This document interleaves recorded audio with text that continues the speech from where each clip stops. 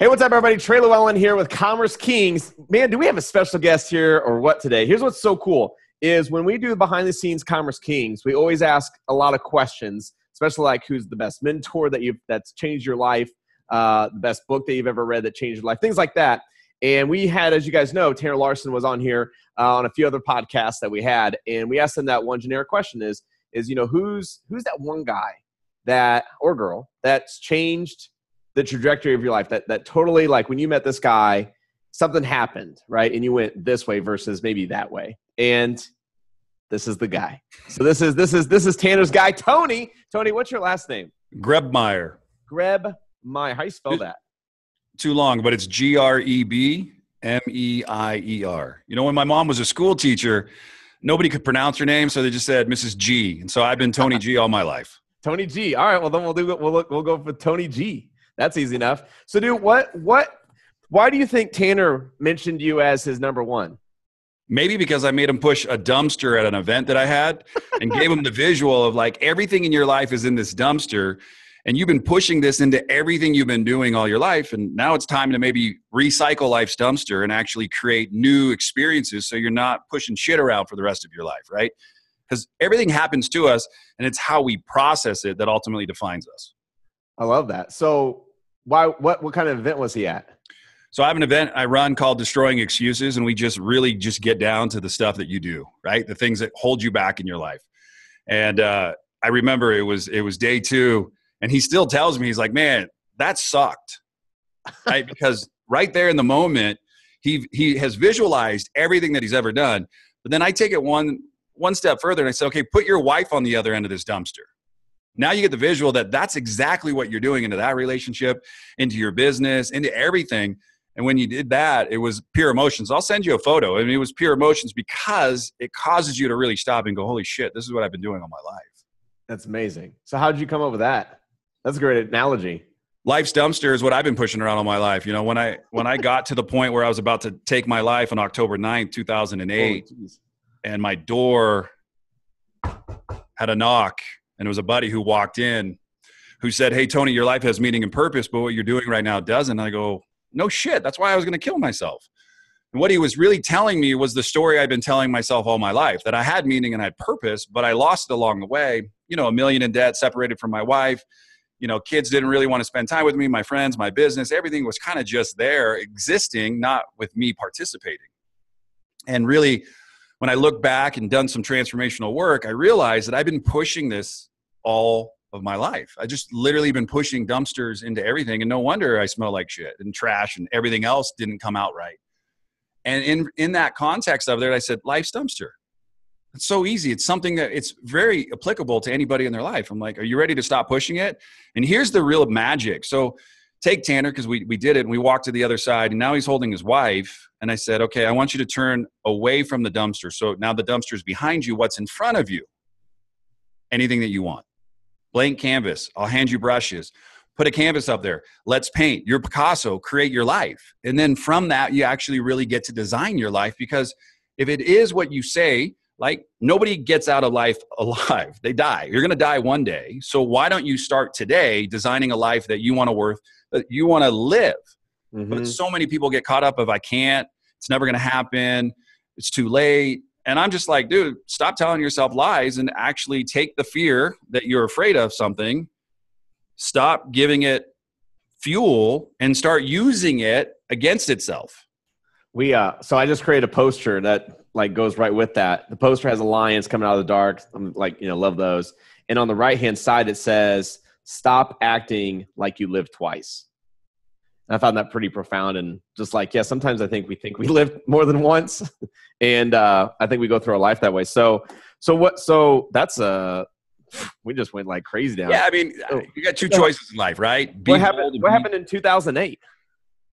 2008. So why were you $1 million in debt?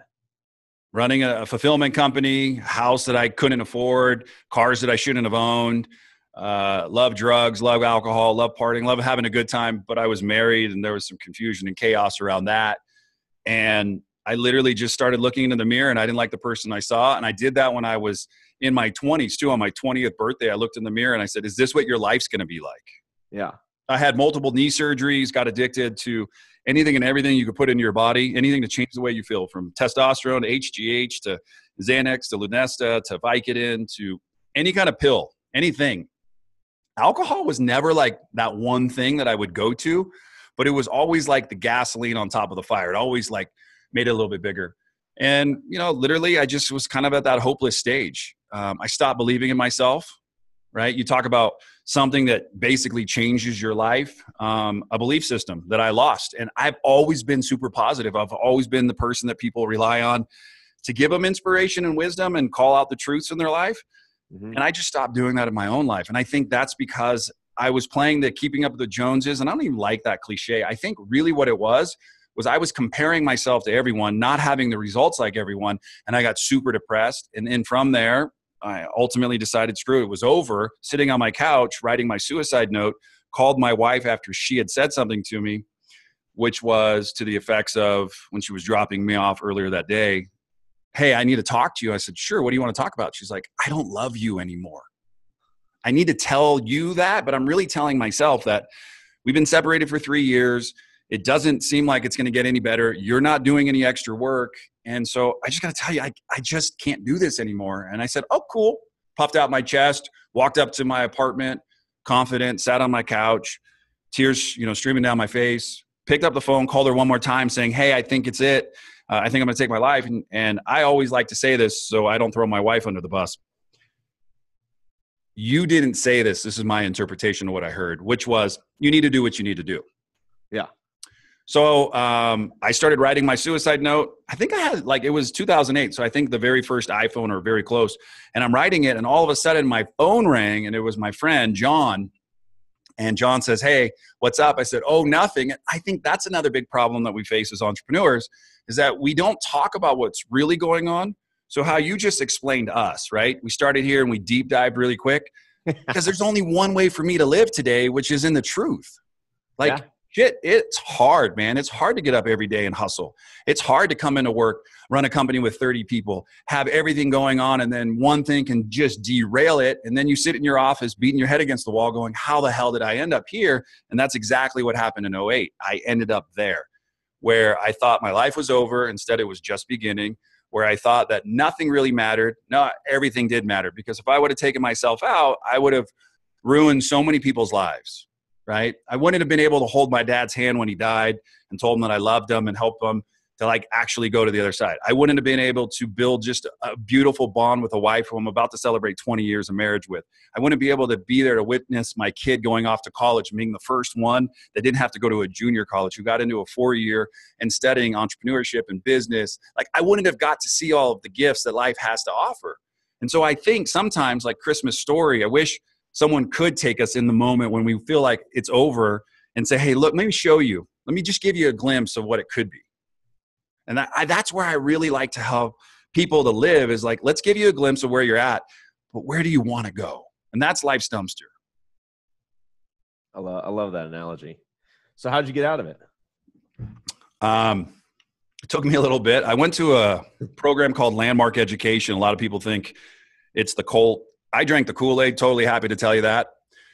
I drank it so much that the first time I was there for the very first weekend seminar, signed an affidavit saying I wouldn't use drugs or alcohol for the 3 days. Very clear about that. Is it like a drug? Is it kind of like an AA kind of thing? Or I don't know. No, it's just a workshop to kind of it was asked in the back in the 70s just to help you kind of see your life as it is. Okay. Unfold some truths about certainties that you've faced throughout your life that maybe you avoided. So I'm at this seminar, I'm sitting in my seat, I sign this affidavit, go to the bathroom, and I throw all my drugs, literally in the garbage. I'm like, I'm good. Cool. Didn't have any urge that weekend. Finished. I was like, that was awesome. And then I came back for a seminar that was like a 10-week length seminar. And someone said to me, hey, Tony, how are you doing? I know that you were struggling with drugs and alcohol. And I said, really, really good, man. I signed that piece of paper. And they're like, yeah, for that weekend. So the next week I came back loaded. The week after that, I came back loaded. The week after that, I came back loaded. And then the last one, I was literally falling down. They're like, hey, you can't be here right now. So I was able to give up drugs on 10/24 of 08, hardcore drugs, but I couldn't give up alcohol until 12/14 of 08. And I received a phone call from my mom who basically 12-stepped me on the phone for 44 minutes. And at the 45th minute, I was like, you know what, Mom, you're totally right. Dad's been through it. I have this long line on my father's side of alcoholics. Maybe I do need help. And I said, you know what, you're right. And I sought help and I reached out to a friend. And that's the same thing that we need to do in life and in business. We need to reach out to people instead of just go inward and think, nobody's dealing with this. So I called a friend and I said, hey, I need to go to a meeting. He said, hey, I'll take you. And the next day I went to a meeting and I haven't had a drink or a drug since. Right? That's almost 10 years. Yeah. The desire was great enough. I believe that if I could get clean and sober, I could fix the shit that I caused in so many people's lives. And I don't think I want to take any credit. What I've done is I've taken ownership of my life. And the credit is I account for tons of great mentors and coaches around me, people who constantly challenge me. You were talking a little bit about like what book. I mean, I got endless amounts of books. They've all changed my life, right? They've all transformed who I am today to allow me to come in here and run a team, be an effective leader, to offer guidance, but also be compassionate enough to understand that, man, we're all going through something. Absolutely. So you said you're kind of like $1 million in debt. So business-wise, how'd you springboard that one? Well, I have two real amazing business partners that are my childhood friends. Okay. I did what most people tell you, don't go into your 401k and use it. But when you're literally like July 3rd of 9, I literally moved my family from California to Colorado. I remember just before we actually left the state, I took my Mercedes-Benz back to the dealer and I said, here you go. And they're like, you can't do that. I'm like, dude, there is no way that I can't do this. If I don't do this right now, I'm never going to begin to live in the truth that I created a mess. And that's where I found my message. And now from here, I get to live. So I picked up the phone, called my mom after I did that. And I was like, hey, Mom. So I just dropped off a car and she's like, man, I'm so proud of you because that's part of this whole lesson that you've always struggled with is you're a quitter, meaning that you get really good at quitting. And then you go on to the next thing and the next thing and the next thing, and you wonder why it didn't work out. Mm-hmm. So I'm $1 million in debt, literally like left California, moved to Colorado. I call us the pioneers. We were the first year out of the company. We get here, lay down ground. That's a whole cool story of how we got our house, how we walked into this house. It didn't look anything like the picture that they presented to us. It was completely redone. I'm like, God is so good. Like he just provided for us because the pictures look like kids in like wallpaper with like bats and everything. We walk in, it's like hardwood floors, nice carpet, like just beautiful. I was like, wow, I guess there is something in this give up and go up and you get faith along the way. And so I arrive here and I battled, man. I battled for a long period of time because my business partners stacked their cash away. We started in 01, made money quick in our early 20s. Like it was easy. I mean, 2020, I mean, New York Times, we had it all. And I was never a guy to save. I was always a guy to go blow it. Like, look at me, look what I got. Yeah. And through that process, I had to get honest. I'm like, I need help. Just like I did in my drinking, I needed help financially. And so what I did is I laid out a plan, grabbed money from my 401k so I didn't have to go underground. 2011, our company was really bad, meaning that we transitioned from out of the economy. I was taking home like $1,000 a month. Like they had money saved, so that was easy for them. For me, I didn't have anything to save. I didn't even have enough money to pay rent. So 401k, all the fees, all the things. So that $1 million is mounting now, right? Short sale, everything. And so it took me from 11 to 15 to finally get out of debt. It took hardcore when the interest came on the money from the 401k or the IRS needed their money for back taxes and everything I couldn't pay. I was like, I pay what I could, hope and pray there was enough. And next thing I know, I'm like, I just paid $10,000 and now it didn't even go down. And that's the compounding effect of my mess. And long story, it just happened, man. I remember I called my mentor on the phone afterwards. I'm like, I just made my last payment. I just paid off the IRS. I just got out of debt. And he asked me, how do you feel? And I said, good. I've learned a lot. Life teaches you a bunch of lessons. I said, but I want to do better.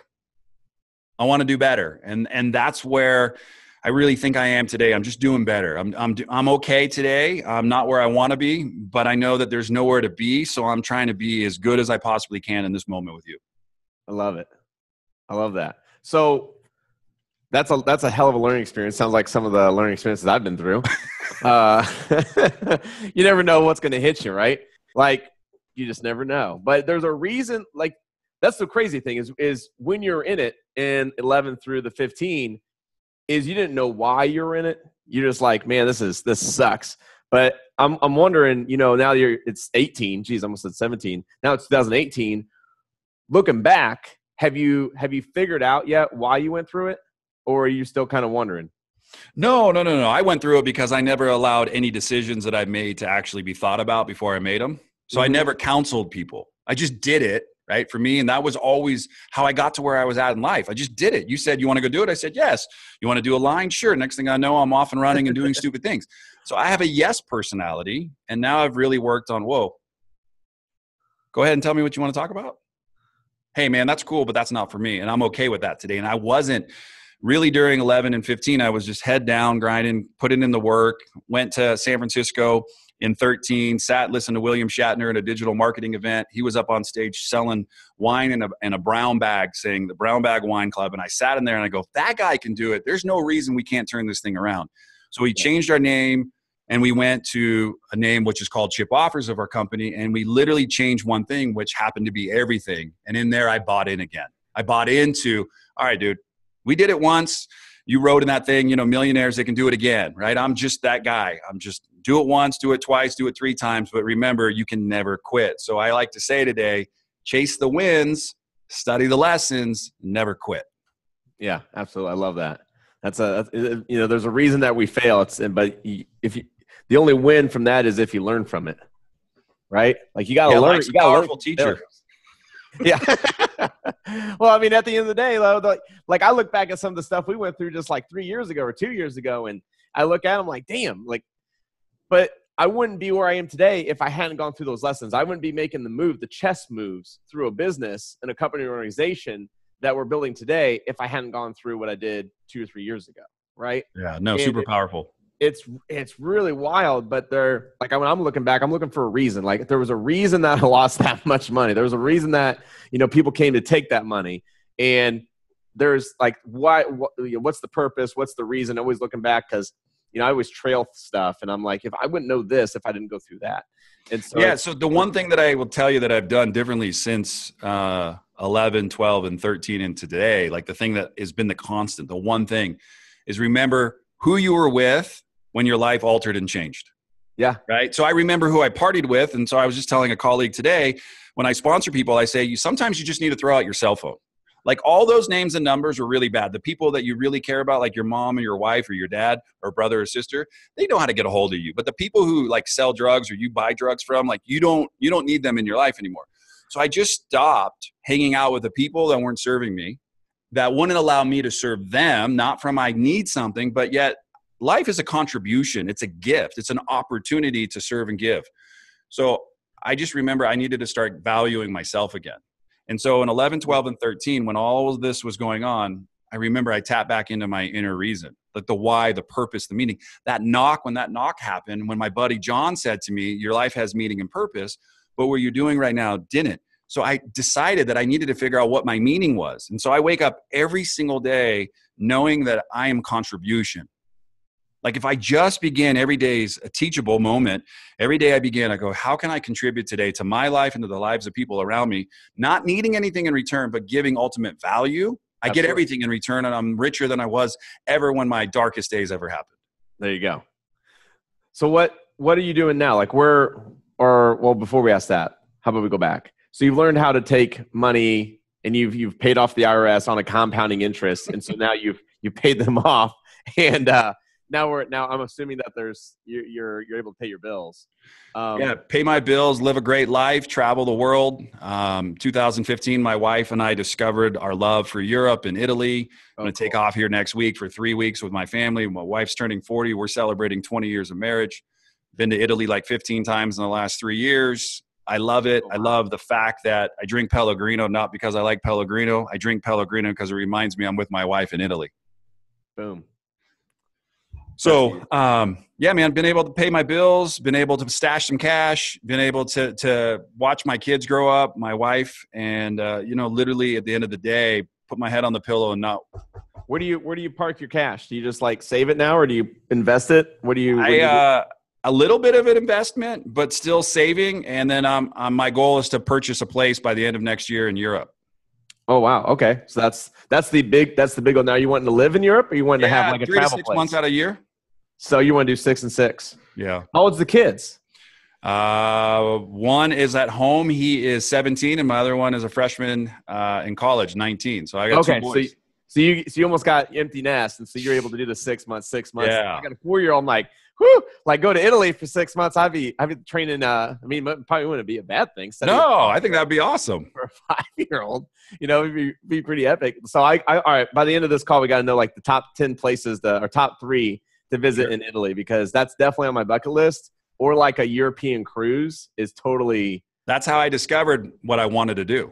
Oh, really? I went on a cruised around the Greek islands, all around Rome, little France, little Germany, like saw it all. Like you just see it all. Yeah. And you get off and you take buses and trains and you kind of go, oh, I don't want to do that. I hated Italian food like 4 years ago. I despise it because Italian food in America is like pizza, it's pasta. And you're like, that's great. The moment I actually gave everything up and said, all right, I want to be blown away. Give me a life experience. And someone brought in fresh pasta and put it right before me, carbonara. And I was like, salad. I'm like, that is good. And then I'm like, hey, can I have another one? I knew I was hooked and I wanted to go back and have more.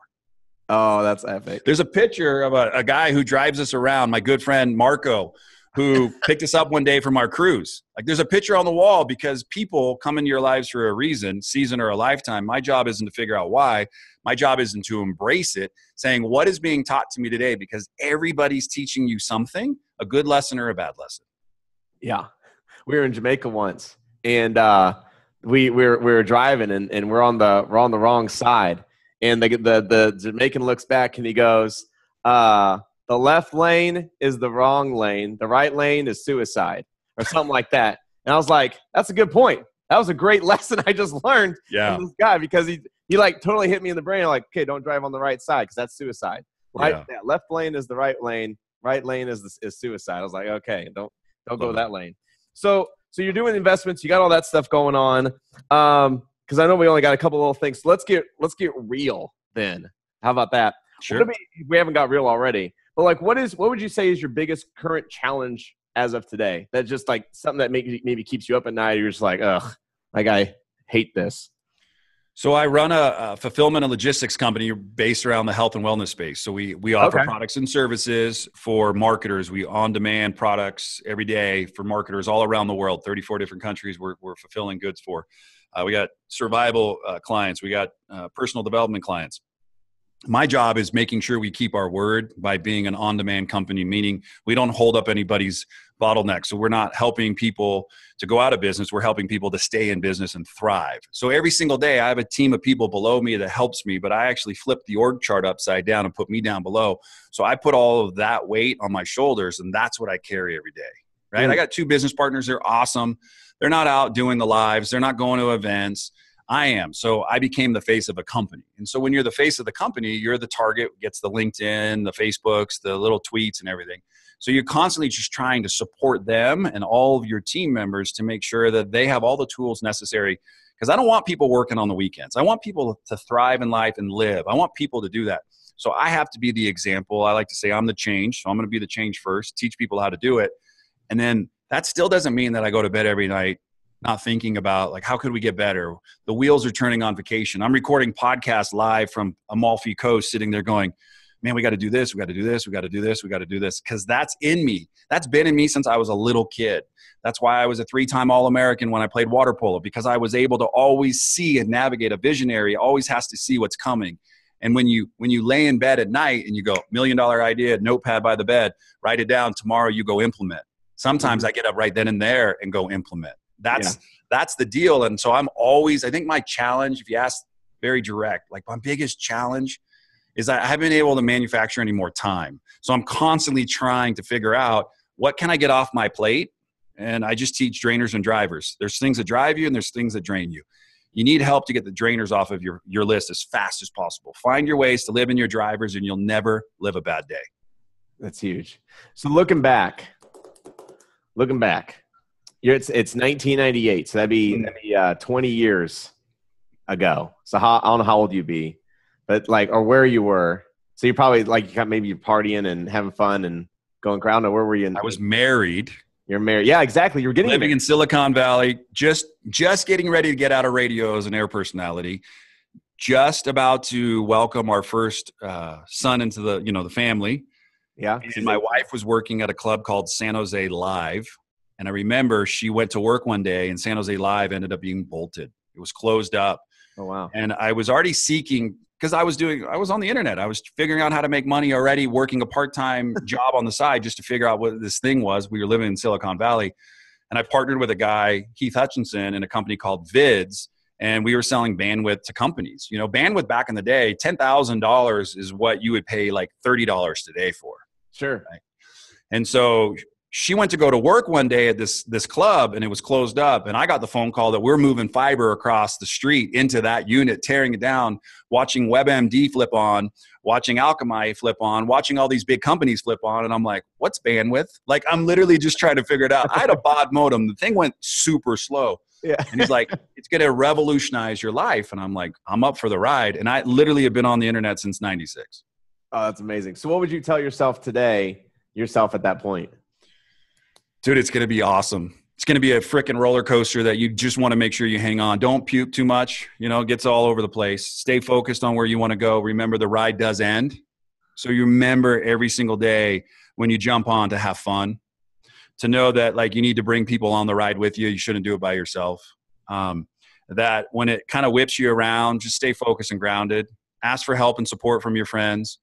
And when you get to the end of it, man, just live with no regret. Say that was fun. And like your question, we don't get to do it twice, but we get to do it for eternity. And that's the grateful thing that I'm blessed with knowing today is no matter what, man, I'm just beginning. And if I live in that mindset, man, I'm so excited, like having conversations with you or whoever it is. I'm just shucking oysters, sitting on the side, just enjoying all the pearls. Like that scene just popped in my head from Lost. I don't know if you ever watched Lost, where it's great. Everybody else on Netflix knows what I'm talking about. The guy's just like flipping stones. He like owned the island. He was the island. It's surreal. I don't know. So what are you doing? What do you do right now? Last question before we go behind the scenes. What are you doing right now to keep educated? Like, where do you learn? Like podcasts? Where do you learn? Diligently. I'm always studying great mentors and coaches, from Tanner Larson, from what he's putting out, from Vinny Fisher, who's one of my good friends and coaches. He's written 3 books. I'm literally launching a product here in the next couple weeks called enjoythejournal.com. I think so many people journal, but they get lost. So I've been spending a lot of time, man, putting my heart and soul into a journal process that prompts you through 12 weeks to help you unpack your life. And doing that has really got me back to gratitude, got me into why I do what I do every single day. And so I'm studying everybody around me, from big companies that run massive journals to small companies to why is even that on the page, to I listen to tons of personal development. Jim Rohn, Zig Ziglar. I hung out with Dan Clark a couple days ago at an event called Meltdown in the Desert. He was mentored by Zig. I was in awe. He was one of the 50 Hall of Fame, speakers. I'm sitting here listening to this guy, and the whole time I'm just saying to myself, he's having fun. And I think we take life so serious. And I'm listening to Eric Thomas yesterday. Eric's just dropping nuggets left and right. You listen to Gary Vee. All these guys have a mindset around them that, hey, I've been through it and we can get through anything if we stay connected. And connectivity is the thing that we need to remember. Your phone gets charged by being plugged in. You got to get plugged into the right groups and the right people. And then everything else around you just seems to work. I might steal that from you. Your phone gets charged by being plugged in. I like that. But it's so true, though. So true. If you don't plug we got to keep it simple. We always seem to make it stupid. Yeah. I love that. All right, man. Here's the thing is I want to first off thank you for the time for being on here. This has been absolutely amazing. And just like I love that you got your story in place and you know how to talk it and speak it. And it's been a joy just sitting back and listening to everything you have to offer, because it's like the fire hose, right? You just open your mouth and that's all good though. But I love that. Like they did this study when someone tells a story, like our brainwaves sync up or something like that. It's really wild stuff. But as soon as you go into teaching, boop, like great example. It's an awful example, but I use it. It's like church. Yep. It's like church. You go in there like, all right, today we're going to learn about God. Turn your Bibles into, whatever this thing. And you're like, oh, okay. And you zone out. And he's like, let me tell you a story. And all of a sudden you're like, whoop, like I'm in for the story. It's wild how that works. And like, we want stories, but we don't want education. So when I think you were talking about this at the beginning of the call, it's just telling your story.